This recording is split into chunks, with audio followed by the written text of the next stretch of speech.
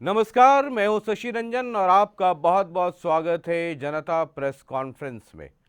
ये सिलसिला चल रहा है और इस प्रेस कॉन्फ्रेंस में हम एक के बाद एक कई नेताओं को बुला रहे हैं और खास कर करके एमएलएस को बुला रहे हैं। लोकतंत्र में असली कहानी तो ये है कि जिसके पास जितने नंबर्स, सरकार और सल्तनत उनकी। इसीलिए पहले एमएलए होना ज़रूरी है, तभी फिर चंडीगढ़ या दिल्ली में फतह हो सकता है। तो एक एक करके हम एमएलएस को बुला रहे हैं इस प्रेस कॉन्फ्रेंस में। अब वो एमएलए कई बार प्रदेश अध्यक्ष भी हैं, कई एमएलएज मिनिस्टर्स भी हैं, एमएलए चीफ मिनिस्टर भी हैं, लीडर ऑफ अपोजिशन भी हैं। आज हम जिनको बुला रहे हैं वो बड़े खास हैं। देवीलाल जी के नाम पे हरियाणा में हर तरफ राजनीति होती है। उनके नाम को लेके पार्टियां बनती हैं, उनकी विचारधारा को आगे बढ़ाने की बात होती है। तो आज जो प्रेस कॉन्फ्रेंस में आमंत्रित मेहमान हैं वो स्वर्गीय देवीलाल जी के पुत्र हैं। राजनीति में एक लंबा अनुभव रहा है। अप्स एंड डाउन्स यानी उतार और चढ़ाव इनसे बेहतर और इनसे ज़्यादा किसी ने देखा नहीं। कांग्रेस में थे, एक लंबे अरसे तक पहले एमएलए भी रहे, मिनिस्टर भी रहे, फिर सुखाड़ का सामना करना पड़ा। कांग्रेस ने टिकट 2019 में काट दिया तो इंडिपेंडेंट लड़ गए और इंडिपेंडेंट ऐसा लड़े कि जीत भी गए और जीतने के बाद इंडिपेंडेंट के तौर पे मनोहर लाल जी की सरकार में मंत्री भी बन गए। आपको याद है कि सेकेंड टेन्योर में बीजेपी के पास उतने नंबर्स नहीं थे कि अपने बूते सरकार बने, तो कई इंडिपेंडेंट जीत कर आए। उनमें से सिर्फ एक ही मंत्री बन पाए, रानिया से चौधरी रंजीत सिंह चौटाला। तो आज चौधरी साहब हमारे इस प्रेस कॉन्फ्रेंस में हैं। बहुत बहुत स्वागत है चौधरी रंजीत सिंह चौटाला जी। इस प्रेस कॉन्फ्रेंस की एक परंपरा है कि 2-2.5 मिनट, आपको पता है पत्रकार बैठे और वो भी समूह में बैठे तो टोका टोकी बहुत करते हैं। तो इस प्रेस कॉन्फ्रेंस की एक परंपरा है कि हम शुरू में अपने मेहमानों को, जो भी आमंत्रित मेहमान हैं, उनको हम 2-2.5 मिनट का वक्त देते हैं अपनी बात रखने के लिए। आप रानिया से एमएलए भी हैं और एमएलए हैं इसीलिए आप मिनिस्टर भी हैं। तो रानिया से पावर मिनिस्टर, जेल, आप जो भी कहानी कहना चाहें वो 2.5 मिनट या 2 मिनट आपके हैं। 30 सेकंड जब रह जाएगा तो ये घंटी बजा करके मैं इशारा कर दूंगा। आपका समय शुरू होता है। आप ठीक है सर, बहुत धन्यवाद। बड़ा अच्छा लगा, क्योंकि बात आपकी ठीक है कि डेमोक्रेसी में पहले तो लोग बनाते हैं और जो लोग बनाते हैं उनके लिए हम कुछ करेंगे, हमारा ट्रैक रिकॉर्ड ठीक होगा तो हमें दोबारा बनाएंगे। मैं मेरे हलके में जब से 5 साल से मेंबर हूँ, बहुत विकास करे। पहले तो मैं अपनी पीछे की बैकग्राउंड बताता हूँ कि मैं 87 से विधानसभा का मेंबर हूँ। 87 के बहुत कम है, एक मैं हूँ, एक रघुवीर सिंह कादियान है और यह एक पहले के जो इस प्रेजेंट हाउस में एक ईश्वर सिंह है जो 77 थे। हम सबसे पुराने मेंबर हैं और मैं 5वीं बार कैबिनेट में हूँ। पहले चो देवलाल के कैबिनेट में रहा, ओम प्रकाश जी का रहा, भूपेंद्र सिंह हुड्डा के रहा, मनोहर लाल जी का रहा, अब नायब सिंह जी सैनी की कैबिनेट में हूँ। एक बार मेंबर पार्लियामेंट भी रहने का मौका मिला, डिप्टी चेयरमैन प्लानिंग कमीशन भी रहा। तो जीवन में बहुत उतार चढ़ाव देखा है। और देखिए, जब आप लोगों के पास आते हैं तो हमें बड़ा वेल प्रिपेयर्ड होना पड़ता है। एक सेंटेंस है कि information is knowledge, knowledge is power, then capacity to discount. जब हम आके बैठ जाए प्रेस कॉन्फ्रेंस में सवाल पूछे तो जवाब हमारे पास एकदम तैयार होना चाहिए। अगर दाएं बाएं देखने लगे तो फिर मज़ा नहीं है, ना आपको मज़ा है, ना ऑडियंस को मज़ा, हमें मज़ा आएगा। तो मैं तो ये कहूँगा, खूब जो आपको अच्छे से अच्छा सवाल लगे पूछे, ताकि लोग चाह रहे हैं, लोगों को क्या चाहिए वो हमें रिप्लाई करना चाहिए। मैं मेरे हलके में जब बना तो मैंने पब्लिक के लिए बहुत बड़े काम करे। मेरे हलके में कम से कम आप ये समझिए 230 करोड़ रुपया तो मैंने पीडब्ल्यूडी बीएनआर में सड़कों पे इस पे लगाया है। 186 करोड़ रुपया मैंने इसमें आपका पब्लिक हेल्थ में लगाया है, जो वाटर सप्लाई के लिए, टैंक्स के लिए, इस व्यवस्था में लगे हैं। 90 करोड़ रुपया मार्केटिंग बोर्ड में मैंने लगाया है, जिसमें आपकी जो गाँव की छोटी सड़कें बनती है उसके बनाने में। इसके अलावा जो मेरे हल्के में 2 नहरें बनी है, जो घग्गर का नेचुरल फ्लो जाता है, उससे फ्लड से बचाने के लिए लोगों को वो सबसे फर्टाइल पानी है वो खेतों में देने के लिए वो मैंने 32 करोड़ की नहरें बना के दी हैं। और ऐसे ही उन पे जो 2 पुल बने हैं ताकि वो लोगों को क्रॉस करने के लिए ठीक रहे, उसमें भी 2 जगह, एक कुत्ताबड़ पुल बनाया, एक दूसरा बनाया, जिसमें आप समझिए कि एक में 14 करोड़, एक में 11 करोड़ ये मैंने खर्च करे हैं। तो ऐसे पूरे हल्के का अच्छा विकास हुआ है। लोकल चीज़ें तो चलती रहती है, छोटी मोटी वो भी रहती हैं। अच्छा लगेगा कि आप कोई सवाल पूछें, मैं उसका बहुत बहुत रिप्लाई शुक्रिया, बहुत बहुत शुक्रिया चौधरी साहब आपका। और हम सवालों का सिलसिला शुरू करते हैं। तो पहला सवाल हमारी सहयोगी हैं जागृति, वो करना चाहेंगी। जी सर, 2019 में कांग्रेस ने टिकट काट दिया तो आप निर्दलीय मैदान में उतरे और जीत भी गए रानिया से। जी। अब तो तय है आप भारतीय जनता पार्टी में शामिल हो गए हैं, तो इस बार बीजेपी की टिकट पे लड़ेंगे या इस बार भी निर्दलीय लड़ने का प्लान है? देखिए मैडम, तब मुझे भी पता नहीं था कि मुझे इंडिपेंडेंट लड़ना पड़ेगा। ये तो तब हुआ जब टिकट कटा, तो मैं उधर जाके इंडिपेंडेंट लिया, लोगों की इच्छा थी। देखिए, पब्लिक तय करती है कि हम विधानसभा में कैसे जाएं।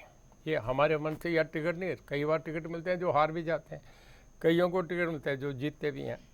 मेरा कहने का ये था कि जब कांग्रेस ने टिकट नहीं दिया, मैंने मेरे वर्कर से पूछा क्या करूं। तो वो कहने कि आप खड़े हो, हम साथ हैं, हमने विधानसभा भेजना, टिकट नहीं भेजेगी। मैं इंडिपेंडेंट लड़ा, सभी की जमानतें जब्त, कांग्रेस, बीजेपी, INLD, JJP, ये रीजनल पार्टी थी, सबके जमानतें जब्त, मैं 20,000 से जीत के आया। सबसे पहले जैसे ही चुनाव से पहले दिन जब काउंटिंग हुई नहीं थी, तो मुझे माननीय मनोहर लाल जी का फ़ोन आया, मुझे नड्डा साहब का भी फ़ोन आ रहा था, मुझे हुड्डा साहब का भी फ़ोन आ रहा था, सभी का, क्योंकि एक हंग असेंबली आ गई थी, 40 और 31 थे। तो सब मुझे कहने लगे कि चौधरी साहब आप जीत रहे हैं और मैं आपको बधाई देता हूँ। मैं कहने लगा जी, अगर स्टेट का इलेक्टेड पर्सन 1 नंबर ये कहे कि आप चुनाव जीते हैं तो मेरा विश्वास और बढ़ा, इसके लिए मैं आपका धन्यवाद करता हूँ। और वो कहने लगे मैं कुछ और बात भी करना चाहता हूँ, मैं अच्छे आदमी साथ चाहिए। मैं कहने लगा जो कांग्रेस की खिड़की जिस पे मुझे टिकट नहीं मिला, मैं चौधरी देवीलाल का बेटा हूँ, बहुत स्वाभिमानी आदमी हूँ, जहाँ टिकट नहीं मिला मैं जीत के जाके खड़ा हूँ कि मैं जीत के आ गया, तो मुझे भी मेरे गैरत को धक्का लगेगा। मैं आपके साथ हूँ। अगर कांग्रेस के 52 भी आ गए और आपके 36 हुए तो मैं आपके साथ हूँ, +1 रणजीत सिंह लिख लें, मैं कल रिजल्ट कल आता रहेगा, मैं आपके साथ वो तो हूँ। पुरानी बात हो गई ना 2019 की। मैं जागृति समझना चाह रही हैं आपसे। मैं अगले का उसी पे आ रहा हूँ, जी। मैं अब समय में रिप्लाई कर रहा हूँ। जी अब मैं बताया ना कि पहले मुझे नहीं पता था, अब मैं ये समझता हूँ मुझे टिकट मिलेगा। उसका रीज़न बता रहा हूँ कि 3 महीने पहले मुझे बीजेपी ज्वाइन करा के आधा घंटा पहले मुझे टिकट दिया गया। जब लोकसभा का टिकट दिया गया तो विधानसभा के लिए तो मैं समझता हूँ क्वालिफाई करूँगा। मान लीजिए पॉलिटिक्स में आखिरी गेंद पे भी कई बार बहुत कुछ होता है। जैसे हिसार में आखिरी वक्त में आपको टिकट मिला, बाकी के मंसूबे पे पानी फिर गया, तो आखिरी वक्त में अगर कुछ गड़बड़ हुआ, कुछ हुआ, वक्त तो क्या आप अपने वर्कर से बात करेंगे कि लड़ना है चुनाव, नहीं लड़ना है? जब ऐसा वक्त आएगा तब उस वक्त पे सोचूंगा। आज ही उस पर मैं क्यों सोच रहा, क्यों अपना माइंड अप्लाई करूँगा, जोर ही नहीं लगेगा। मुझे पता है कि मुझे 100% टिकट मिलेगा, मैं चुनाव जीतूंगा और लड़ूंगा। और मैं ये भी बता रहा हूँ आपको, मतलब 100% चुनाव लड़ेंगे? 100% चुनाव लड़ूंगा। मतलब इसका मतलब समझते हैं ना आप, 100% चुनाव लड़ने का मतलब? मैं मतलब समझ के ही बोल रहा हूँ आपसे। मतलब समझ के बोल रहे हैं कि बिल्कुल, 100% हर हाल में लड़ूंगा आप जी। चुनाव लड़ेंगे? इससे भी आगे कह रहा हूँ, लड़ूंगा। और बोलिए। 100% चुनाव लड़ेंगे? 100% चुनाव लड़ूंगा। कांग्रेस ने पिछली बार टिकट काट दी थी आपकी। सवाल बता दिया ना। अब इसके बाद जो आगे कह रहे हैं उनका कोई मीनिंग नहीं तो है। 100% चुनाव लड़ेंगे, अंडरलाइन कर रहा हूं इसको मैं। दोनों हाथ उठा के कह रहा हूँ, लड़ूंगा। और बोलिए। ठीक है, मतलब अगर टिकट कटा तो भी, ना कटा तो भी? ये आपके सवाल है, मैंने आपके सवाल का पहले जवाब दे बैठा। ठीक है, इसका मतलब ये हुआ कि चौधरी साहब जो नहीं कहना चाह रहे वो मैं कह देता हूं, क्योंकि सर देखिए मैं बड़ा साधारण सा आदमी हूं, मानहानि से बड़ा डरता हूं मैं, मानहानि से डरता हूं। अगर टिकट मिले ना मिले, चौधरी रणजीत सिंह चौटाला रानिया से चुनाव लड़ेंगे। इंडिपेंडेंट लड़े या पार्टी के सिंबल पे लड़े? 100% चुनाव लड़ूंगा जी। चलिए ठीक है। एक सवाल मेरा ये है इसी से जुड़ा हुआ कि कई लोग ये कहते हैं, और खास करके आपके विरोधी कहते हैं कि 2019 में जब आप चुनाव लड़ रहे थे तो आपके परिवार के लोगों ने, ओम प्रकाश चौटाला से भी आप मिले थे और भी कुछ लोगों से मिले थे, और कई बार हो जाता है ना कि आदमी भाई भाई के लिए सॉफ्ट हो जाता है थोड़ा, तो वो एक मदद लोग कहते हैं कि आपको पिछले चुनाव में मिली थी। इस बार देखिए, मेरे बड़े भाई हैं, मेरे से 11 साल बड़े हैं, ओम प्रकाश जी। और उन्होंने मुझे फ़ोन करा कि रणजीत सिंह भाई मैं आना चाह रहा हूँ। मैं कहने लगा आप बड़े भाई आप किस लिए आएंगे, मैं आऊँगा, आपका नहीं आना बनता, आप बताओ कहाँ है। कहने लगा मैं सिरसा में हूँ, उनकी कोठी सिरसा में ही है, मेरी भी सिरसा में ही है। मैं उनके यहाँ चला गया तो पूरी फैमिली थी। मेरे पे दबाव बनाने लगे कि आप कांग्रेस का टिकट मिला नहीं, जैसे मैंने आपसे बताया दूसरे लोग भी कह रहे थे। तो उन्होंने मुझे कहा हमारी पार्टी से चुनाव लड़ लो। मैं कहने लगा जब कोई वक्त था तब तो आपने लड़ाया नहीं, अब आप आज चुनाव लड़ाने की बात कर रहे हैं, मैं माफ़ी चाह रहा हूँ, मैं नहीं लड़ूंगा। मैं उनसे क्षमा मांग के वापस आ गया। अब बड़े भाई हैं, मेरे घर तो नहीं है, मुझे अच्छा नहीं लगता, मुझे जाना चाहिए, मैं उनके पास गया। तो ये इतनी बात तो ठीक है, बात सब फैमिली थी, मैंने मना कर दिया और मैं इंडिपेंडेंट चुनाव लड़ा। ये बात भी सच्चाई की है कि उसके बाद हमारे में एक ऐसी अंडरस्टैंडिंग भी होगी कि मैंने अभय को समर्थन दिया और अभय ने मुझे दिया। ये बात भी ठीक है, इसमें गलत नहीं है, मैं सच्ची बात कहूँगा। अच्छा, दोनों ने एक दूसरे को समर्थन एक दिया। दूसरे को समर्थन आपने इलाहाबाद में अभय जी को दिया और अभय जी और अभय ने ओम प्रकाश चौटाला जी ने रानिया में मुझे- आपको मुझे समर्थन दिया। और किसी पार्टी ने इनेलो से हमारा जेजेपी से नहीं था। उसके बाद वो 12,000 से जीते, मैं 22,000 से जीता। आप ये समझिए कि मैं ज़्यादा मजबूत था, पर हमें समय के हिसाब से हमने आपने देखिए राजनीति संभावना का खेल है। यहाँ कब किससे समझौता, जय रोज एनडीए यूपी आप देखते हैं, कुछ दल आगे कुछ चले गए, ये होता रहता है। तो ये सच्चाई की बात है कि पिछली बार हमने आपस में एक दूसरे की मदद करी, पर आज हम अलग अलग खड़े हैं। ऐसे भी हालात बन जाएंगे कि फिर परिवार परिवार ही होता है। देखिए परिवार परिवार की जगह पर हमारा परिवार आपस में बहुत, अभी 1 महीना पहले हम आपस में भी खड़े थे। दोनों हमारे नैना चौटाला हमारी डॉटर इन लॉ है, दूसरी डॉटर इन लॉ थी, वो भी नैना भी, वो भी खड़ी हुई थी। और सामने चुनाव थे, वोट आपके सामने ही है, मुझे 5,09,000 मिले, उनको 22,000 दोनों को वोट मिले। ठीक है, एक और सवाल है, थोड़ा सा तीखा है, लेकिन मैं पूछने में आपको पता है मैं संकोच करता नहीं हूँ। उसके बाद दीक्षा के पास मैं जाऊंगा, उनके पास एक सवाल है। आप कैबिनेट मिनिस्टर हैं, जो आपके विरोधी हैं, जो पुराने मित्र कांग्रेस में, वो हर दिन ये कहते हैं कि ठीक है कोई भी एक आदमी बिना चुनाव लड़े 6 महीने के लिए मंत्री हो सकता है, लेकिन क्या ये सही नहीं है कि मंत्री बनने के लिए आपको शपथ लेनी पड़ती है? आप बिना शपथ लिए हुए, क्योंकि आपने इस्तीफा दे दिया था, तो बिना शपथ लिए हुए आप कैबिनेट मिनिस्टर हैं, ये संवैधानिक है या गैर संवैधानिक? से रिप्लाई करूं, हुड्डा साहब ने जब शपथ ली थी, वो पहले मेंबर पार्लियामेंट थे, मैं 2005 की बात कर रहा हूँ, तो वो मिनिस्टर, वो एमएलए नहीं थे, उन्होंने शपथ ली थी। नंबर 2, अवतार सिंह बडाना जो देवीलाल की सरकार में मिनिस्टर बने थे, वो ठीक है टेक्निकल, लेकिन दोबारा मंत्री बनने के बाद, आप बनने के पहले आपने चूंकि इस्तीफा दे दिया, तो आपकी कोई शपथ, ये है कि शपथ हुई नहीं, 6 महीने तक रह सकता है जी, और कोई उसमें शपथ नहीं हुई थी, पहले ही हो गई थी, उसी से टेक्निकली सब फॉर्मेलिटीज पूरी करके ही मैं आ गया हूँ। मतलब उसमें कोई संवैधानिक अड़चन नहीं है, क्योंकि आपके मित्र कांग्रेस के लोग हर दिन ये मुद्दा उठा रहे हैं। उसमें एमएलए से भी रिजाइन करना जरूरी नहीं था, मैं एमएलए रह के भी चुनाव लड़ सकता था, पर मैंने ये समझ, लेकिन आप इंडिपेंडेंट थे और बीजेपी ज्वाइन कर रहे थे, तो इस्तीफा तो देना पड़ता। जी, नहीं ऐसा भी नहीं है, ऐसा भी नहीं है। कानूनी मैंने बाद में ये सब चेक करा है, उसमें ऐसा भी नहीं है, रह सकते हैं आप बाद में रिजाइन कर दें एक पद से जिससे भी। ठीक है, दीक्षा अगला सवाल करना चाहती हूँ। जी सर, रानिया में आपको नहीं लगता कि कई दावेदार है? आपकी बार इनेलो बसपा ने गठबंधन कर लिया है, अभय चौटाला के बेटे रानिया में घूम रहे हैं, कांग्रेस की ओर से कई ऐसे दावेदार हैं, जैसे अगर आप पत्रकार सर्वमित्र को जानते होंगे, वो कांग्रेस की टिकट मांग रहे हैं, और साथ ही विनीत कंबोज भी हैं जो टिकट मांग रहे हैं कांग्रेस से, और बीजेपी से अगर बात की जाए तो गोविंद कांडा जो कि आपके प्रतिद्वंदी रहे हैं, वो भी मैदान में उतर सकते हैं। तो ऐसे में आपकी राह जो है मुश्किल नहीं हो सकती? देखिए मैडम, मैं एक सवाल पूछूं जी। ये होता है कि स्पीकर के सामने अमूमन ये होता है, नॉर्म्स है कि कैंडिडेट नहीं होना चाहिए, पर स्पीकर के सामने भी ओम बिरला भी चुनाव लड़ के आए हैं, हमारे स्पीकर भी ज्ञानचंद गुप्ता भी, उनको भी चुनाव लड़ना पड़ा जी, जो कि एक इंस्टीट्यूशनल पोस्ट है। देखिए मान के चलता हूँ, कौन सा ऐसा हल्का है जहाँ 10 कैंडिडेट नहीं हो? कोई मनोहर लाल जी का हल्का भी ऐसा नहीं है, ना नायब सिंह सैनी जी का है, ना भूपेंद्र सिंह हुड्डा का है, हर जगह 10 कैंडिडेट है। इन बातों को हम दिमाग में लेके चलते हैं कि कोई भी सामने आ जाए, नया कैंडिडेट भी आ जाए, इस बातों से कोई फ़र्क नहीं पड़ता। मैं मेरे हल्के में जब आज भी मैं 22,000 से पिछली बार जीत के आया हूँ, सबकी जमानतें जब्त है, तो उसके बाद 5 साल के बाद मैंने काम करा है, औरों से सीनियर हूँ, समझ है मुझे सारी चीज़। मैं मेरे हल्के को, आप अगर खबर भी करें, या तो आपको जब इतनी खबर है तो ये भी खबर होगी, शायद 90 हल्कों में सबसे ज़्यादा कोई एक्टिव है अपने हल्के में, हर जगह, मतलब इवन फार्म हाउस पे, डानियों में भी, किसी के अफसोस पे, शादी में, हर जगह मैं पहुंचता हूँ। जी जितना मैं लोगों को, चंडीगढ़ ऑफिस में भी आपके शशि रंजन जी बैठे हैं, मेरे पे जितना रेगुलर भीड़ जितनी मेरी कोठी पे मेरे ऑफिस में थे, शायद ही किसी मिनिस्टर के आती हो। जी सबसे ज़्यादा पब्लिक डीलिंग मेरी 1 नंबर पे है, सबसे ज़्यादा सब्जेक्ट को मैं समझता हूँ।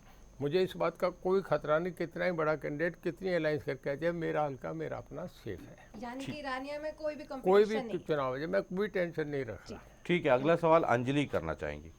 बिल्कुल नमस्ते सर। सवाल यहाँ पर ये है 2019 की अगर यहाँ पर बात की जाए तो उस दौरान अगर सिरसा की बात यहाँ पर की जाए, बीजेपी की हालत उस दौरान भी सिरसा में कुछ जो परफॉर्मेंस थी वो इतनी दमदार यहाँ पर नहीं थी। लेकिन इस बार के अगर चुनावों के भी लोकसभा चुनाव बीते हैं, उस दौरान हमने देखा कि परफॉर्मेंस इतनी ज़्यादा अप टू डेट यहाँ पर नहीं थी। 5 कांग्रेस और 5 जो है वो बीजेपी ने यहाँ पर जीते हैं। लेकिन इस बार के विधानसभा चुनावों की अगर यहाँ पर बात की जाए तो आप कितने आश्वस्त हैं कि अगर बात यहाँ पर की जाए रानिया में, तो कमल इस बार जो है वो रानिया में खिल पाएगा? देखिए, पिछली बार भी क्योंकि बीजेपी, सिरसा जो है ना कमल के लिए बड़ा ड्राई स्टेट रहा है, मैं उसी पे आ रहा मतलब हूँ। ड्राई इलाका रहा मैं है। उसी पे आ रहा हूँ, आप दोनों के सवाल जी। जोड़ के आ रहा हूँ। देखिए, पिछली बार भी कोई नहीं आई थी बीजेपी की, और अब के भी आपका ये अंदाजा है कि वहाँ सिरसा में आप टफ मानते हैं। बिल्कुल। देखिए, समय समय पे बदलते हैं। एक ऐसा समय था 2014 का, जबकि ओम प्रकाश जी वहाँ से 8 सीटें जीते थे। मतलब सिरसा लोकसभा में 1 सीट खाली ये थी जहाँ बराला जीत गए थे टोहाना से। अगली बार वो 50,000 से हार गए थे दूसरे चुनाव में, 2019 के चुनाव में। 1 सीट बाकी 8 में इनेलो जीता था। बीजेपी कहीं नहीं थी, ना कांग्रेस कहीं थी। तब ओम प्रकाश जी कहता कि मुख्यमंत्री बनेंगे, जैसे अब हुड्डा साहब का ये है कि मुख्यमंत्री बनेंगे, इस करके रोहतक सोनीपत उन्हें वोट डाल रहा है। तो ये परिस्थितियाँ थी। पर रणजीत सिंह की अपनी पॉपुलरिटी थी कि मैं इंडिपेंडेंट भी जीत के, मुझे ना बीजेपी का सहारा था ना मुझे कांग्रेस का सहारा था। मुझे मेरी पॉपुलरिटी पे इतना है कि बाकी कितनी जीतेंगी नहीं जीतेंगी, बीजेपी टिकट देगी नहीं देगी, और मुझे वहाँ कितनी अहमियत मिलेगी इस पर डिपेंड करेगा। आज भी मेरे यहाँ अमित शाह है, पहले नड्डा साहब है, आज भी हरियाणा में सबसे बड़ी भीड़ लाने की अगर 2 आदमी कोई क्षमता रखते हैं बिना चीफ मिनिस्टर के, तो एक रणजीत सिंह है, दूसरा राव इंद्रजीत है, जो पूरी भीड़ 50,000 से कम भीड़ नहीं कर सकते। हम पे लोगों में पॉपुलर है, लोगों में दम है। गोपाल कांडा कितने बड़े आपके लिए, मतलब मैं उसी पे आ रहा हूँ, नींद खराब करने वाले हैं? आर्गूमेंट बताऊंगा। देखिए, गोपाल कांडा की दिल्ली में मुलाकात हो बादल रही साहब, है, मैं उसी बात पे आ रहा हूँ। गठबंधन की बात हो रही है, गोविंद देखिए- कांडा की नजर रानिया सीट पर है। बादल साहब सबसे पुराने राजनीतिक हैं, 25 साल मुख्यमंत्री रहे हैं। ज्योति बसु 32 साल रहे थे। उसके बाद अगर सबसे कोई लंबे समय मुख्यमंत्री है, प्रकाश सिंह बादल रहे हैं 25 साल। बहुत बड़ी पार्टी थी, गठबंधन था, मोर्चे लगते थे, अकाली दल, श्रोमणी अकाली दल, सब कुछ उनके पास था। इसके बाद भी बादल साहब की राजनीतिक पार्टी आज कहीं विरासत सेकंड पीढ़ी में 0 हो गई। 1 MP बन के आए हैं, MLA 2 बने, 117 क्या उसमें। अब आप ये देखिए, वो ख़त्म हो गया, इनेलो ख़त्म हो गई, JJP ख़त्म हो गई, मायावती की पार्टी ख़त्म हो गई। हालोपा कोई पार्टी है क्या? कहीं आप उसे दम देखते हैं क्या? 2 भाई हैं जो फिरते रहते हैं, 1 MLA बनता है, और वो MLA बन के भी मेरा दोस्त भी है, मित्र भी है।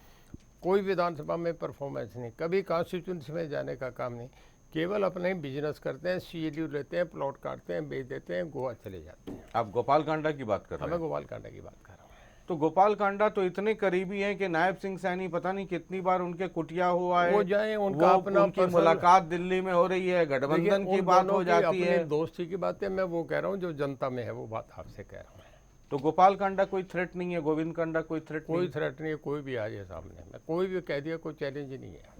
आपको लगता है गोपाल कांडा भी सिरसा में भी इनइफेक्टिव है? आप कह रहे हैं कि बिजनेस करते देखिए, हैं। मैंने आपसे बताया ना, जब बादल साहब जैसी इतनी बड़ी पार्टी है जिनके पास इतनी बड़ी फोर्स थी, इतना बड़ा कार्डर था, मायावती जिसके पास सोशल इंजीनियरिंग का इतना बड़ा सर्टिफिकेट था, सबसे बड़ी रीजनल पार्टी खत्म होगी, केवल बीजेपी और कांग्रेस 2 पार्टी रहेगी जो चलेंगी।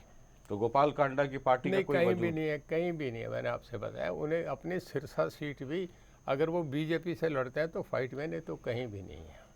ठीक है, तो मतलब आप तो सिरसा में सारे रणबांकुरों को आप मतलब कह रहे हैं कि नहीं, सब मैं ताश के पत्ते की किसी को तरह वो है। नहीं कह रहा, मैं ये कह रहा हूँ वो कहीं भी नहीं है, जो सच्चाई की बात है। आपको सब बातों की जानकारी है, आप तो मीडिया में इस करके आप अपनी बात कहेंगे, मैं समझ रहा हूँ। आपको कहना भी चाहिए ऑडियंस को क्या सुनना है वो, पर मैं सच्चाई की बात है, मन से आप भी जानते हैं कि कहीं भी नहीं है। पार्टी के नाते खड़े होंगे तो बीजेपी के नाते से बढ़िया कैंडिडेट है, टफ फाइट देंगे। ठीक है, अगला सवाल खुशबू करेंगी। सर, आगामी विधानसभा चुनाव है, लगातार प्रदेश में गठबंधन को देखा जा रहा है, एक दूसरे से पार्टियां गठबंधन कर रही हैं। इनेलो बसपा एक गठबंधन हुआ है और एक भतीजे और पोते की आपकी पार्टी जजपा है। रानिया के साथ साथ प्रदेश में क्या भविष्य नजर आता है? देखिए मैं इसको रानिया के संदर्भ में भी मैं खुशबू के सवाल में एक सवाल जोड़ देता हूं ताकि और सहूलियत हो जाए आपके लिए। जैसे 2019 में आपने कहा कि हमने अभय को मदद की, अभय ने आपको मदद की, आपने, ये आपका बड़प्पन है कि सार्वजनिक मंच पे प्रेस कॉन्फ्रेंस में आप इसको स्वीकार कर रहे हैं। अब ये पिछली बार तो मतलब चाचा भतीजे का आदान प्रदान हो गया मदद में, अब इस बार सुना है कि आपका पोता ही रानिया से तैयारी कर रहे हैं और जो आईएनएलडी और बीएसपी का गठबंधन हुआ है, तो जो पिछले बार आदान प्रदान मोहब्बत का हुआ था, जो वोटों वाला मोहब्बत, तो इस बार तो आपके लिए वो मुश्किल हो जाएगी, वो वाला भी, वो मदद भी आपको नहीं मिल पाएगी इस बार। बता रहा हूं, पहले आप वाले का रिप्लाई करूं, पहले आप वाले का करूं, दोनों मिला ही हुआ है। मतलब आपने एक बड़ा सवाल कर दिया तो मैं पहले उसी पे आता हूँ। देखिए, चो देवलाल एक बहुत बड़ी संस्था थे, बहुत बड़े इंस्टीट्यूशन थे। मैं ओम प्रकाश बहुत बड़े डेमोक्रेट थे। मैं और ओम प्रकाश जी दोनों आमने सामने चुनाव लड़े, हम सगे भाई हैं। हम 2000 में चुनाव लड़े थे, वो मुख्यमंत्री थे, मैं उनके सामने कांग्रेस से चुनाव लड़ा, मैं हार गया था, वो जीत गए थे। जब हम सगे भाई भी लड़ सकते हैं तो दादा पोते में क्या दिक्कत है? अब मैं चुनाव लड़ रहा था, हिसार में हमारे सुनो ना, बहू ससुर लड़के आई है। हाँ, 2 डॉटर इन लॉ मेरे सामने लड़ ले, तो चुनाव में डेमोक्रेसी है, कोई उसे नहीं। सवाल उसका नहीं है कि दादा और पोते का, सवाल ये जो मोहब्बत एक्सचेंज किया था आप लोगों ने, सेटिंग जिसको कहते हैं आम बोलचाल की भाषा में, आपकी सेटिंग अभय जी से, अभय जी की सेटिंग आपके साथ, तो वो सेटिंग तो नहीं हो पाएगी अगर वो अगर पोता लड़ गया तो। सेटिंग नहीं थी। देखिए, चुनाव में मैं इंडिपेंडेंट लड़ रहा था, उसकी अपनी पार्टी थी, आज वो बीएसपी से। अभी तो अपनी पार्टी की तो मदद नहीं की ना, आईएनएलडी की मदद ना करके अपने चाचा जो इंडिपेंडेंट थे अभय ने, उनकी मदद की।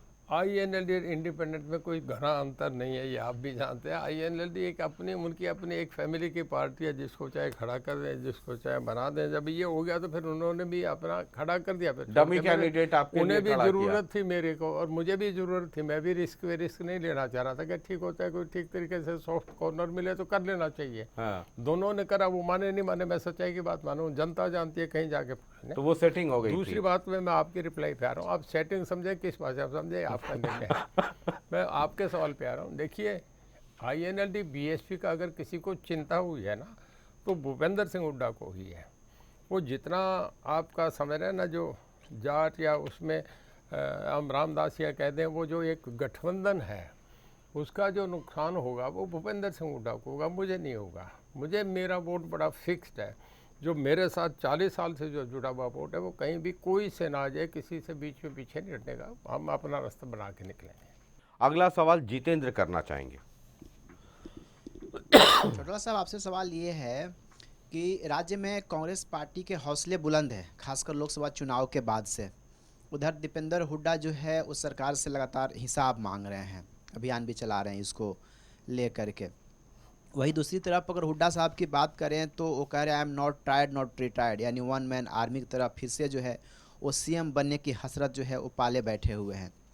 और उधर शैलजा की भी जो है सिरसा से वापसी हो गई है। तो इन सभी कारणों को देखते हुए आप क्या कहना चाहेंगे? देखिए, ऐसा है कि कांग्रेस ऑन रिकॉर्ड रही है, बहुत बार टूटी है। आचार्य कृपलानी से लेके जयप्रकाश नारायण से लेके, और मैं बहुत पुराने, शायद आप लोगों को याद नहीं होगा, जितने CB गुप्ता थे, उसके बाद चो चरण सिंह थे, चो देवीलाल थे। मैं हरियाणा की बात करूं, चो देवीलाल, अपना चो बंसीलाल और चो भजनलाल, सब कांग्रेस छोड़ के चले गए। स्वर्ण सिंह छोड़ के गए, DP मिश्रा छोड़ के गए, आपका गुरदयाल सिंह ढिल्लों स्पीकर होते थे लोकसभा का, वो भी छोड़ के गए। कांग्रेस से लोग हटते जा रहे हैं। कांग्रेस के लिए नटवर सिंह जी ने एक किताब लिखी है, उसमें उन्होंने लिखा है वो फैमिली के पहले आदमी थे, इंडियन फॉरेन सर्विस में वो गोल्ड मेडलिस्ट थे, और पंडित जवाहरलाल नेहरू ने उनका पटियाला हाउस से रिश्ता करवाया था महाराजा पटियाला की बेटी से। तब उन्हें इंट्रोड्यूस किया गया था, here is a boy from Bharatpur family, he has topped in IFS, he was gold medalist, so Nehru said कि you send him to my office.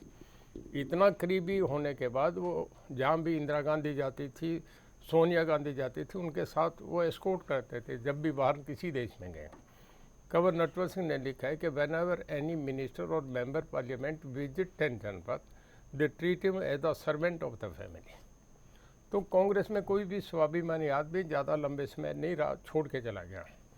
Hooda साहब इस तक हैं कि उन्हें अगर पूरी उन्हें डोमिनेंसी दी गई तो जब टिकट बंटने का मामला आता है, जैसे मेरा टिकट कटा, पिछली बार ऐसे निर्मल सिंह का टिकट कटा, ऐसे बबली का टिकट कटा था, दादा गौतम का कटा था, ऐसे हम 8 लोग थे जिनके कटने से हम इंडिपेंडेंट जीत के आ गए और सरकार दूसरी बन गई।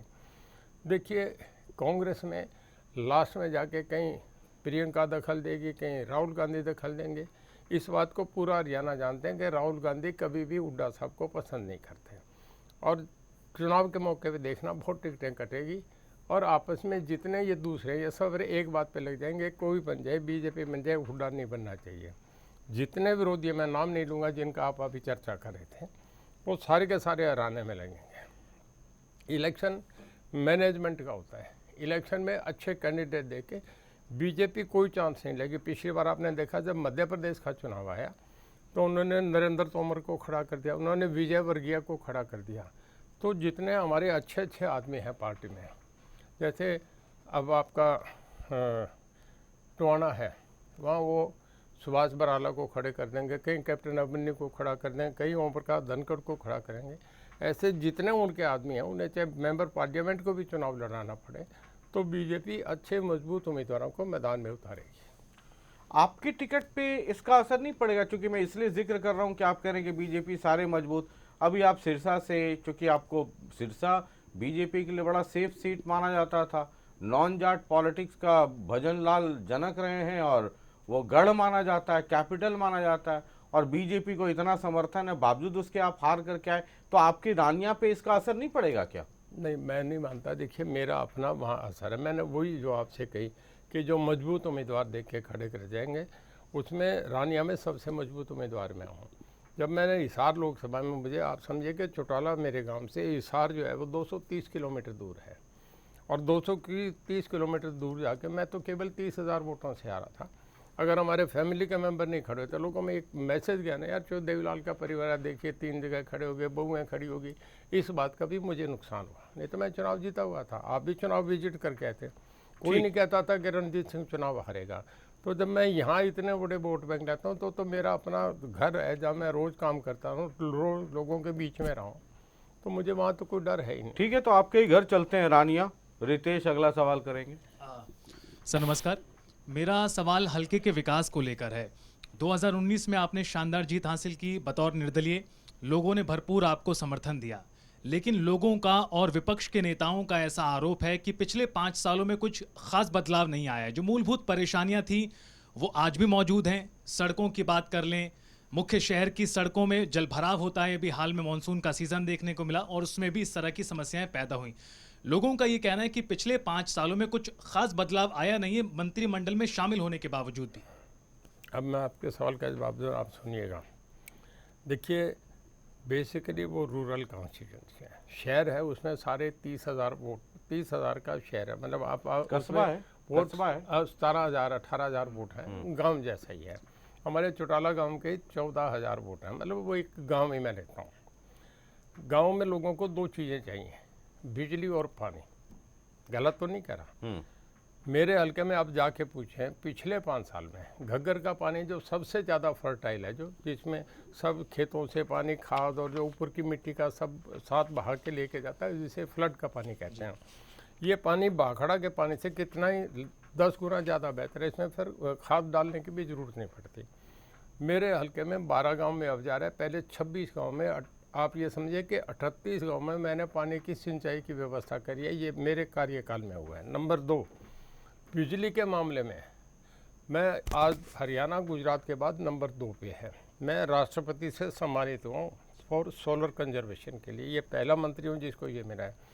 बिजली पानी को अभी मैंने बताया 800 करोड़ रुपए की अलग डिटेल आपसे दिया जो मैंने हल्के में विकास में करा है। और जो ये बिना खर्ची बिना पर्ची के लड़के लगे हैं, मेरे हल्के में 350 बच्चे नौकरी लगे हैं। और मैं 24 घंटे उस लोगों में किसी गांव में भी जाके पूछने, हर 10 दिन में मैं किसी न किसी गांव में दोबारा पहुंच जाता हूं।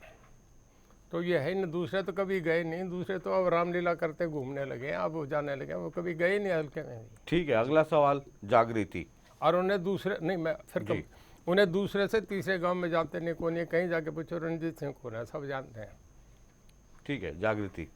सर, आपके हल्के की समस्या का जिक्र करना चाहते हैं क्योंकि रानिया विधानसभा क्षेत्र में पीने के पानी की बड़ी समस्या है और आप सरकार का हिस्सा हैं, बावजूद इसके नहरी पानी की जो समस्या है वो अभी भी एक बड़ी लोगों के लिए आफत बनी हुई है, क्योंकि उसके लिए योजना भी तैयार की गई लेकिन लोग कहते हैं अधर में लटकी हुई है। जलघर का निर्माण होना था लेकिन प्रोजेक्ट सिरे नहीं चढ़ा।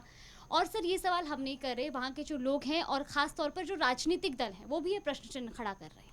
जागृति के इस सवाल के साथ ही एक सुशील गुप्ता है, वो भी कुछ कह रहे हैं, दोनों मिक्स कर करके फिर आप जवाब दीजिएगा, जरा सुना दीजिए। 22 जिले और 22 जिलों में से 16 जिले नशे की बुरी तरह से चपेट के अंदर, नशे का हॉटस्पॉट बन चुके हैं। 22 में से 16 जिले, और जिसमें सिरसा पहले नंबर पे है। नशे के कारण मौत के मामले थम नहीं रहे। सिरसा के अंदर मेडिकल व्यवस्थाओं की बड़ी भारी कमी है। सिरसा के अंदर पीने का जो पानी है वो नहरी पानी की व्यवस्था नहीं है, जिसकी जमीन का पानी लेना पड़ता है, जिसकी वजह से कैंसर फैल रहा है। पानी मैं गुप्ता जी की बात पे आ रहा हूँ कि पहली बात तो प्रेस कॉन्फ्रेंस की नॉर्म जी है कि कोई कागज हाथ में नहीं लेके आना चाहिए। मैं बिना कागज के आया हूँ, इसे कहते हैं तैयारी। तो ये होती है, आप पढ़ के बोलें कोई मजा थोड़ा ही है। देखिए, कैंसर थ्रू आउट सब जगह है, पानी की वजह से, किस वजह से, अलग 100 तरीके की कैंसर है। इस पर कोई चर्चा करने का लाभ नहीं, ना इसमें कुछ मेरा कोई रिप्लाई बनता। नंबर 2, और डॉक्टर्स को भी नहीं है, थ्योरीज भी फेल है। हम पंजाब के साथ हैं, नशा पंजाब से आया है, बॉर्डर डिस्ट्रिक्ट है। जितनी पंजाबी बेल्ट आप रोहतक में कम मिलेगा, जींद में कम मिलेगा, भिवानी में कम मिलेगा, पर अम्बाला, कुरुक्षेत्र, करनाल और सिरसा जो ये एरिया जो बॉर्डर के साथ है, सबसे ज़्यादा नशा पंजाब से आया है। ये नशा ही पंजाब से आया है। सिर्फ हमें ये बात ठीक है कि थोड़ा नशा है, उसको सरकार सख्ती से रोकथाम पहले वाली भी कर रही है, हम भी कर रहे हैं। दूसरा, जो पानी की बात आप कह रहे हैं, जिस पानी का आपने जिक्र करा, सिरसा जिस रानिया शहर जो मेन एक ही शहर आता है, बाकी गांव में तो पानी की व्यवस्था है, नहरें भी है, सब कुछ है, ट्यूबवेल भी पूरे चल रहे हैं, कहीं कोई दिक्कत नहीं है। ट्यूबवेल वहीं चल रहा है जहाँ पानी पीने का हो, जो खारे पानी से, गंदे पानी से कभी ट्यूबवेल नहीं चलता, फसल ही नहीं एक्सेप्ट करती। जो शहर में बात है, आज तक लोग ट्यूबवेल का पानी पीते थे। अब पहली बार हुआ है कि वाटर बस का काम शुरू हो गया, पैसा चला गया, सैंक्शन हो गया। जब फाइनेंशियली सैंक्शन मिल जाए तो अप्रूव्ड है, वो सीएम अनाउंसमेंट है, वो तो काम शुरू हो गया, जमीनें एक्वायर है कि सब, मतलब उससे पानी लोग पी कर बड़ा पाएंगे। प्रोजेक्ट है, बड़े शहर का प्रोजेक्ट है, नहीं हो रहा है पानी पीने की कोई ऐसी व्यवस्था नहीं है। मतलब पहले कब तक- थी ये व्यवस्था, ही मैंने करी है, पहले थी नहीं। मैं जो आपके जल साथ- घर का निर्माण है, इसको लेकर के जो प्रोजेक्ट की बात जागृति कर रही थी, उसकी स्थिति क्या टेंडर है? हो गया, काम शुरू हो गया जी। तो मतलब कब तक पानी पी लेंगे? देखिए, ऐसे ट्यूबवेल कनेक्शन को तैयार होने में 1.5 साल 2 साल लगते हैं। क्योंकि इतना चौधरी बड़ा नहीं, बड़े टैंक से बनते हैं। साहब आपको पता है कि लोग जल्दी से पानी पी लें, वरना नेता को पानी पिलाने में भी देर नहीं करते हैं। बिल्कुल या तो ठीक। ट्यूबवेल से वो पानी पिए जलघर जी, से, हाँ। और अगर जलघर से पानी नहीं पिए नहीं, तो वो पता फिर- चला चुनाव में नेताजी को ही नेताजी पानी को पिला देते दिया। हैं, ये बात ठीक है आपकी। जी और जब पिछली बार भी जल घर नहीं बना हुआ था, तब भी उन्होंने मुझे दूध ही पिलाया था। ठीक है, ठीक है। रक्षित अगला सवाल करना चाहते हैं। सर, रानिया को उपमंडल बनाए जाने की मांग प्रमुख है, देखिए, संघर्ष भी जारी है। एक डिस्ट्रिक्ट रीऑर्गेनाइजेशन कमेटी बनी है जिसमें हमारे 3 मिनिस्टर्स हैं, कर रहे हैं। और मुझे ये पता नहीं क्यों फिर कमेटी की क्या उसका उचित रहेगा, अगर फैसले का पहले पता हो।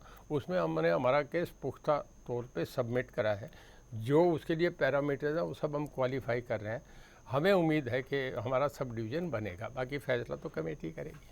मतलब कुछ है आसार, या आप मंत्री हैं, अब आप मंत्री बन गए नहीं, मुझे तो लोगों की उम्मीदें कुछ ज्यादा मुझे हैं। पूरी आशा, वो भी चौधरी रंजीत सिंह, पूरी आसार उम्मीद है। 5 साल गुजर गए। देखिए साहब, मैंने पूरा जोर लगा रखा है, जितने डाटा चाहिए सब कलेक्ट करके, जो उन्हें चाहिए वो सब नॉर्म्स पूरे करके दे रखे। मुझे 100% उम्मीद है कि हमारा सब डिवीजन बनेगा।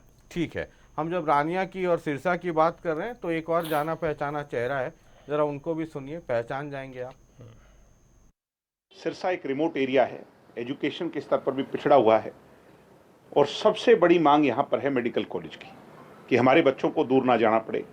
मेडिकल कॉलेज की अच्छी बेहतरीन मेडिकल सुविधाएं हमारे क्षेत्र के अंदर उपलब्ध हों, और उसको लेकर के मुख्यमंत्री और भारतीय जनता पार्टी के लोगों की कोई जुबान नहीं निकली। तो कहीं ना कहीं ये दिखाता है कि बीजेपी की सोच शुरू से क्या रही है। मैं मानता हूं कि भारतीय जनता पार्टी का सफाया जिले के लोग करेंगे।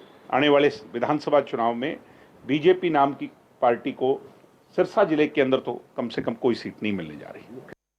मैं तो दिग्विजय जी से पूछने वाला था कि ये अपने दादा, आप तो दादाजी लगेंगे ना, कि दादाजी से पूछ रहे हैं, ये सवाल तो अपने भैया से पूछ लेना चाहिए था जो डिप्टी सीएम थे। मेरे पोते को रिकॉर्ड करके बता रहा हूँ जी। जब मेडिकल कॉलेज का फैसला हुआ तब कैबिनेट में वो भी थे, मैं भी था, दोनों कैबिनेट में, दुष्यंत चौटाला भी कैबिनेट के हिस्सा थे। और उस वक्त बाद में ये लोगों को बधाई के संदेश भी दिए कि हमने सिरसा में मेडिकल कॉलेज अनाउंस करवा दिया। होर्डिंग भी लगा था सिरसा में। ये इन्होंने होर्डिंग लगे थे, लगाई, सब लगाई। अब अपनी बात पे क्या कह रहे हैं, हमारे पोते हैं, कुछ भी बोले, मैं अब इनकी बहुत भाषा को तो मैं तो नहीं बदलूंगा, पर मैं जो पीछे की बैकग्राउंड आपसे बता रहा हूँ, ये सब हुआ है, हो गया, जो अनाउंस हो गया वो बन रहा है। ये बात ठीक है। मेडिकल कॉलेज, इंजीनियरिंग कॉलेज, ये कुछ यूनिवर्सिटी, ये छोटी चीज़ें नहीं है कि आप एक ही दिन में माचिस की तिल्ली की तरह खड़ा कर दें। लेकिन ग्राउंड रियलिटी क्या है? रितेश के पास कुछ आंकड़े हैं। रितेश सर, इसका जो शिलान्यास था नवंबर 2022 में हुआ था, खुद राष्ट्रपति द्वारा इसका शिलान्यास किया गया था, लेकिन ऐसा कहने में आ रहा है लगातार, ये आपने सुना खुद दिग्विजय चौटाला को भी, कि कागजों में काम इसमें बहुत ज़्यादा हो रहा है, लेकिन जिस विकास, जिस गति से होना चाहिए था निर्माण, उस पर अभी कुछ काम नहीं हो पाया। देखिए 100% सारे काम कभी भी परफेक्ट नहीं हुआ करते। किसी का वो काम 90%, आप जब किसी भी क्लास में बैठते हैं, मैथमेटिक्स में तो आप 100 आउट ऑफ 100 ले लेंगे, पर दूसरे सब्जेक्ट में तो कहीं आपको 78 भी मिलते हैं, कहीं 73 भी मिलते हैं, कहीं 91% भी मिलते हैं। सब काम कभी भी, उंगलियां भी पांचों बराबर नहीं होती। लेकिन इसकी जवाबदेही सर, मेरी बात में मैं जवाब दे रहा हूँ, वो कह रहा ना कि कोई भी काम करें उसमें हर चीज़ की स्पीड बढ़ती है। पानी को भी अगर आप छोड़ देंगे तो कोई धारा इधर तेज चलेगी, कोई पीछे रहेगी। ये कुछ दुनिया के नॉर्म्स हैं, उन्हें आज तक कोई भी, अमेरिका भी नहीं कर सका। होते हैं कि कोई चीज़ प्रोजेक्ट चल गया, कोई धीरे चल रहा है, हर की गति पीछे आगे रहती है, पर काम सारे होंगे। ठीक है, एक सवाल मेरा आपसे ये है, आप बिजली मंत्री भी है, आपके इलाके से वो आपको पता है सर, हम लव लेटर मंगवाते हैं, तो चौधरी साहब से मोहब्बत है लोगों को, तो उन लोगों ने भेजा। अब जो मेरे पास आया वो उन्होंने कहा कि जब आपके प्रेस कॉन्फ्रेंस में आए चौधरी साहब, तो ये पूछिएगा कि हमारे हलके के एमएलए बिजली मंत्री भी हैं, और नाम लिख के भेजा है जोज नाली, ढानी जमुरान, ढानी 400। बोल रहे हैं कि यहाँ पर आंधी आई 31 जुलाई को और ट्रांसफार्मर का खंभा या क्या था वो टूट गया। मंत्री जी के रहने के बाद भी कर्मचारियों ने अब तक उसकी मरम्मत नहीं की है। पूछिएगा कि अपने इलाके में, बिजली मंत्री के इलाके में ये हाल है, तो बाकी हरियाणा में क्या होता होगा। ठीक है साहब, टेक्नोलॉजी में जापान सबसे आगे है जी, पर जब सुनामी आई तो उसको सुधार करने में 2 दिन में तो काम नहीं हुआ। देखिए मई जून के 2 महीने ऐसे होते हैं जिसमें तेज़ हवाएं चलती हैं, आंधियाँ चलती हैं। उसमें जब तेज़ हवा चलेंगे तो उसमें खंभे भी गिरते हैं, जब आपके ट्रांसफार्मर भी गिरते हैं, बिजली गिरने के बाद मैं आपको तो जाए। मैं आपको बताऊँ, आप सुनते जाए, मैं आपका रिप्लाई कर रहा हूँ ना, दूसरे की बात तो नहीं कर रहा। पिछली बार आपने देखा अम्बाला में हमारे सारे स्टेशन जितने थे, 7 जो बिजली के स्टेशन थे पानी में डूब गए थे, 8-8 फुट पानी आ गया था। हमने उसको भी बाहर निकाल के व्यवस्था को करा, किसी भी व्यवस्था को ठीक। अब दिल्ली में लाल किले तक पानी चल के आ गया था, अब बताइए सब कुछ करना। तो नेचर का कभी कोई आदमी, आपके पहाड़ गिर गए थे, बसें यहाँ से चल के हिमाचल से वहाँ जहाँ व्यास डेरा है वहाँ जाके बसें निकली थी, बाद में ट्रक वहाँ जाके निकले थे, नदियों में बह गए थे। देखिए आप कभी नेचर तो उठा के रिवर्ट करती है, जब भी नेचर से आप कोई मुकाबला नहीं कर सकते। तूफान आंधी आया तो समय तो लगता है, 2 घंटे 4 घंटे 6 घंटे, कहीं पोल टूट गया तो नए पोल लगाए जाते हैं। अब जैसे हमारे पिछली बार फ्लड आ गया था तो उसे रोक ही नहीं सकते थे। फतेहाबाद के पास तो बहुत पूरे इलाके में पानी फैल गया था, सब जगह। चाइना में क्या हो रहा है रोज़ आप हम टीवी पे देख रहे हैं, नेचर का कोई मुकाबला नहीं कर सकता, बहुत तूफान आते हैं। वो मैंने एरिया देखा है चामल, जहाँ से घग्गर का पानी, वहाँ से वहाँ दरिया है, पानी चलता है 10-10 आपके, आप समझे कि 100-100 फुट चौड़ाई में पानी चलता है। तो कई बार पानी में जाके जोखिम में बिजली के पोल खड़े करना, करंट भी 50 दिक्कतें आती है, पर हम कर रहे हैं, सब जगह सुधार कर रहे हैं। ठीक है, एक अगला सवाल और है जो मैं खुद करना चाहूँगा आपसे। आप जेल मंत्री हैं, अभी हाल ही में बाबा राम रहीम जी को फरलो और पेरोल को लेकर के बड़ी चर्चा रहती है। अब सोशल मीडिया पे मैं देख रहा था तो वहाँ पे लोग बता रहे हैं कि जब जब चुनाव का मौसम आता है, चौधरी साहब या चौधरी साहब की सरकार मेहरबान हो जाती है, कभी पेरोल कभी फरलो वो मिल जाता है।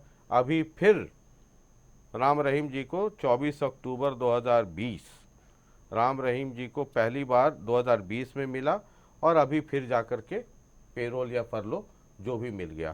तो बतौर जेल मंत्री मुझे लगा आप सबसे बेहतर आदमी होंगे कि इतनी मेहरबानी, वो भी चुनाव के ठीक पहले। ऐसा है, जब जब चुनाव याद आता है बाबा आपको याद आ जाते हैं। मैं 2 चीज़ें बताता हूँ आपको।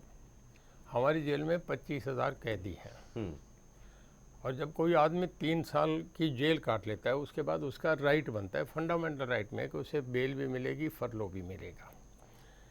बेल जो मिलती है वो उन्हें 70 दिन की होती है, फरलो जो होती है वो 20 दिन की होती है, जो उसका लीगल राइट है। वो अप्लाई करेगा तो उसको अगर उसकी 3 साल से कम, 5 साल से कम है तो डीसी पे करेगा, इससे ज़्यादा है तो कमिश्नर पे करेगा। हमारा काम है जेल में उसको रखना, उसका खाना पीना देखना, उसकी निगरानी रखना, उसकी सेहत को देखना और उसकी लाइफ को देखना कि कोई खतरा, ये हमारी जिम्मेदारी है। जेल से कोई जब वो एप्लीकेशन मूव करेगा तो मेरे पे फाइल नहीं आती, वो जाएगा कमिश्नर के, कमिश्नर उसे परमिशन दे देता है, डीसी पे जाएगा, डीसी से उसे रिलीज वो आ जाते हैं बॉन्ड बढ़वा के, हमें एक ऑर्डर की कॉपी आ जाती है कि इन्हें रिलीज कर दो। आगे ले जाने की व्यवस्था भी उनकी जिम्मेदारी, हमारी कोई जिम्मेदारी है। हमारा तो जेल की डोर में फिर आएगा, फिर हमारी जिम्मेदारी है, हमारा काम जेल में रखना है। हमारा उसको ना बेल देने का काम है ना वो एप्लीकेशन, हम तो एजेंसियाँ जिनके थ्रू एप्लीकेशन बाहर जाएगी भेज देते हैं, मेरे पे भी नहीं है। मतलब ये सारी प्रक्रिया जो है ये प्रक्रिया कमिश्नर हरियाणा सरकार के ही तहत है ना, कमिश्नर पे जाती या है, हुलुलुलु से भी आए हुए हैं या कुछ? कुछ केसेज हैं जिनकी कोर्ट में जाती है, अमूमन कमिश्नर। मतलब अगर इतने उदार हैं तो नहीं, क्या सभी कैदियों के प्रति, नहीं उदार नहीं, न्यायप्रिय, तो क्या सभी कैदियों के लिए ऐसे ही है व्यवस्था? देखिए लीगली हम बाई लॉज में जो हमारे उसके हैं जेल के, उसके हिसाब से करते हैं। मैं आपको दूसरा एक और बताता हूँ। अभी जैसे standing committee on railway, standing committee on defence, standing committee on legal rights है। पार्लियामेंट की एक 12 मेंबरी कमेटी थी जिसने हमारी जेलें विजिट की, उन्होंने तिहाड़ भी करी, उन्हें तेलंगाना भी करी, उन्होंने देश की सब जेलें विजिट, जिसमें सभी पार्टी के मेंबर्स थे। हमारे वो बॉन्डसी जेल में विजिट करी, गुड़गांव में, सब जाके देखते हैं कि कैदी को कैसे रखा जाता है, खाना कैसे दिया जाता है, हार्ड क्रिमिनल से कितनी दूर रखा जाता है, उसे कहीं इस्तेमाल तो नहीं करा जाता, घर में टेलीफोन टॉक्स, उसकी मुलाकात कैसे होती है, पैरोल होने के बाद उसे बाहर जाने देते हैं, कितने दिन अटकाते हैं, कुछ लेते तो नहीं उससे, ये सब चेक करते हैं, हर एक से मीट करते हैं। तो उनके साथ हमने स्टेट गेस्ट, क्योंकि सभी पार्टी, कांग्रेस के मेंबर भी थे, दूसरी पार्टीज़ के भी थे, जब वो आए तो स्टेट गेस्ट निकले गए, सेशन जज वहाँ थे, हमारे डीजीपी थे, हमारे डीसी और एसपी, चारों लोग साथ थे। जाने लगे तो रजिस्टर सामने रख दिया कि साहब फॉर योर कमेंट्स, लिख के गए, बहुत बेहतर व्यवस्था, लगता है कि घर से भी बेहतर व्यवस्था, बहुत बहुत बधाई। सुशील मोदी जो चेयरमैन थे वो लिख के गए। नंबर 2, अभी पंजाब हरियाणा हाई कोर्ट ने कमेंट करे थे पंजाब की जेलों पे कि वहाँ कुछ, मैं आगे नहीं लूँगा वो नाम, जो उन्होंने कहा कि वो करते हैं, मोबाइल मिलते हैं और इस तरीके को होता है। हरियाणा की जेलों से सीखो कि कैसे व्यवस्था रखी जाती है। हमें तो हर जगह कॉम्प्लीमेंट मिलते हैं, सबसे बेहतर हमारी जेलों की व्यवस्था है।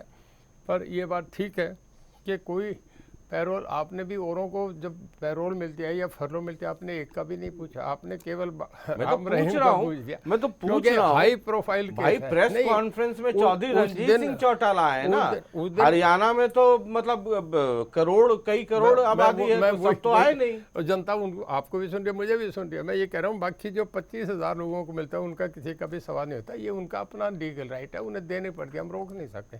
हमारा काम है उसकी जेल में उसके खाने पीने की व्यवस्था, उसकी निगरानी रखना, ये काम हमारा। ठीक है। इसी प्रेस कॉन्फ्रेंस पे जहां आप अभी बैठे हैं, आज से कुछ दिन पहले नलवा के एमएलए और हरियाणा विधानसभा में डिप्टी स्पीकर रणवीर गंगवा जी थे। तो हिसार का जिक्र हुआ तो हमने कहा कि आपके इलाके में तो बड़ी बुरी हार हो गई, आप सारे के सारे चौधरी वहीं थे।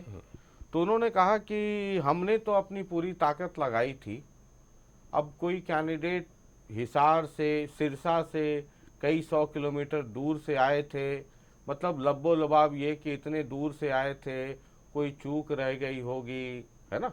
जब आदमी घर से निकलता है तो टिफिन लंच ये सब लेके चलता है। तो हमने तो बहुत मेहनत की, मेरा रिप्लाई शायद कैंडिडेट कोई और होता तो बेहतर रिजल्ट आते। मेरा रिप्लाई तैयार है, उससे भी करारा रिप्लाई अगर आप सुनिए। आपने उनसे ये नहीं कहा मोदी जी गुजरात से चल के वाराणसी गए, उन्हें नहीं समझाया आपने। आपके हमारे मनोहर लाल जी रोहतक से जाके करनाल लड़ रहे थे, उन्हें आपने ये नहीं बताया कि आप ये क्यों कर रहे हैं। मुझे वो ये समझाने आ रहे हैं, सबसे ऊंची चेयर पे डिप्टी स्पीकर पे बैठते हैं, उन्हें आप ये पूछे ना कि ये इन बातों का भी तो जवाब दो। मैं गलत कर रहा हूँ तो बताइए। नहीं ठीक है, मैं तो जो उन्होंने कहा वो गुजरात से जाके वाराणसी चुनाव लड़ रहे हैं, पार्टी है, देश का नागरिक है। मैं पॉलिटिकल साइंस का स्टूडेंट रहा हूँ। वो फंडामेंटल राइट्स में you can speak, this is your right to speak, right to contest the election, you can contest. फिर तो कोई प्रेसिडेंट के लिए चुनाव लड़ेगा ही नहीं, उसके लिए भी आप ढूंढते रहो कि कहाँ के हो तुम। मतलब जो वो कह नहीं पा रहे थे, जो उनका भाव था, देखिए वो ये था कि कैंडिडेट कमजोर थे इसलिए नलवा में ये हुआ, वरना उनका भाव तो वो जाने। पर मैं ये समझता हूँ कि उन्हें ज्ञान नहीं है इन बातों का कि कैसे इस बात का रिप्लाई करना चाहिए। मैं ये कहूँगा ठीक है कि कोई भी कैंडिडेट कहीं भी चुनाव लड़ सकता है। मैं हमारे अजय सिंह चौटाला जो मेरा भतीजा है, बहुत नौर से भी एमएलए बना, दाता रामगढ़ से भी जाके बना है। मेरे फादर सीकर से भी मेंबर पार्लियामेंट में, मेरे फादर रोहतक से भी मेंबर पार्लियामेंट, जबकि जिला तो सिरसा था, चौटाला गांव के थे।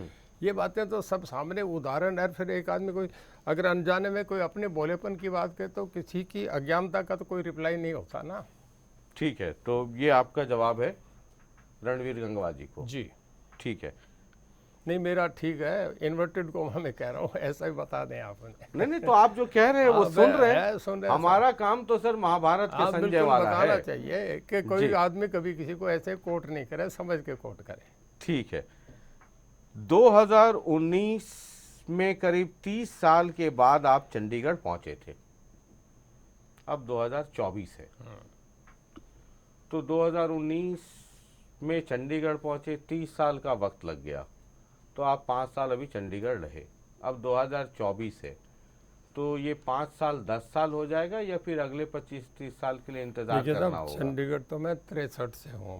मैंने मेरी सारी एजुकेशन ही चंडीगढ़ की रही है। मेरे फादर बहुत लंबे 37 से एमएलए रहे ज्वाइंट पंजाब में, ज्वाइंट पंजाब में recognized leader of the opposition रहे, 3 बार हरियाणा के सीएम रहे हैं, डीपीएम रहे हैं। हमारी तो टोटल फैमिली हमारी, हमारे बच्चे भी वहीं रहते हैं। मतलब एक चंडीगढ़ में विधानसभा है, विधानसभा के अंदर जब सेशन चलता है तब वो भी रिप्लाई कर रहा हूँ जी। आज भी हम एक फैमिली के, मैं केवल चौ देवलाल के ब्लड की बात कर रहा हूँ, दूसरा नहीं। जो चौ देवलाल के बेटे और पोते पोती हैं, मैं उन्हीं की बात कर रहा हूँ। पूरे देश में रिकॉर्ड है, आज भी हम 4 विधानसभा में एक ही चौ देवीलाल के ब्लड के 4 आदमी आज भी विधानसभा में, रणजीत सिंह, अभय सिंह, नैना चौटाला, दुष्यंत चौटाला। कोई उनका बेटा है, कोई उनका पोता है, कोई उनकी पुत्र वधू है, पुत्र वधू है। हम आज भी 4 बैठे हैं और चारों बिना पार्टी के इंडिपेंडेंट अपनी हैसियत से बन के बैठे हैं। तो हमें ये तो कॉन्फिडेंस है कि हमें कोई हरा नहीं सकता। ठीक है, एक आखिरी सवाल मैं आपसे करूं, समय खत्म हो रहा है। जैसा आप शुरू में कह रहे थे कि रानिया से चुनाव तो लड़ना तय है, लोकसभा चुनाव के जो नतीजे आए हरियाणा में भी और पूरे देश में भी, तो अब चौधरी रणजीत सिंह चौटाला कभी बैठ करके सोचते हैं एकांत में कि ये बीजेपी में जाना ठीक रहा नहीं रहा? कई बार आदमी इंट्रोस्पेक्शन करता है। देखिए, आदमी निर्णय जब ले लेता है ना, तो आगे बढ़ने के बाद कभी पीछे का नहीं सोचना चाहिए। नहीं फिर तो मतलब आगे कई बार बढ़ने का ना कभी- चूंकि क्या आदमी देखिए, पास्ट से, भूतकाल से सबक सीख करके भविष्य में की रणनीति तय करता है, तो ये देखिए, कभी लगता है कि मैं बीजेपी में आना आज भी- ठीक रहा आज भी- नहीं आज रहा? आज भी आपसे बता रहा हूँ कि कांग्रेस एक पार्टी थी और आइंदा भी ये रहेगा कि कांग्रेस पार्टी थी, कांग्रेस चलेगी। उसके रीजन बता रहा हूँ मैं। देखिए, जहाँ कांग्रेस 10 साल चली गई वहाँ दोबारा आज तक नहीं आई। मैं आपको उदाहरण दे रहा हूँ, वेस्ट बंगाल, जहाँ 1970 के बाद, मैं जो स्टेटों का नाम लूँगा 1977 से कह रहा हूँ, जब जनता पार्टी बनी थी। वेस्ट बंगाल, उत्तर प्रदेश, बिहार, गुजरात, उड़ीसा, इन स्टेटों में आज तक 200 से ज़्यादा लोकसभा की सीटें हैं। 1970 के बाद आज तक दोबारा कांग्रेस नहीं आई। कांग्रेस 40 से पहुंच के 90 पे 98 पे पहुंची है। इससे कांग्रेस को आगे पहुंचने में बहुत समय लगेगा। ये कांग्रेस वो हो गई जिसे हम तो हरियाणा के संदर्भ में बात कर रहे हैं। मैं हरियाणा की बात कर रहा हूँ। हरियाणा में 10 साल से कांग्रेस नहीं है। हुड्डा साहब पिछले 10 साल पहले भी कहते थे कि कांग्रेस हम अगली बार आएंगे, हम अगली बार आएंगे। नहीं है, यहाँ चली गई चली गई। किसी स्टेट में गई, मैंने जो उदाहरण तो मतलब आप बीजेपी में गए तो मैं ये मान रहा हूँ बीजेपी, आपको ये लगता है कि थोड़ा इंतजार करना चाहिए था, एक बार थोड़ा और समय लेना चाहिए मैं था? आपसे बताऊं, देखिए समय क्या है, मैं 2014 से बता रहा हूँ जो रिकॉर्ड की चीज़ें हैं।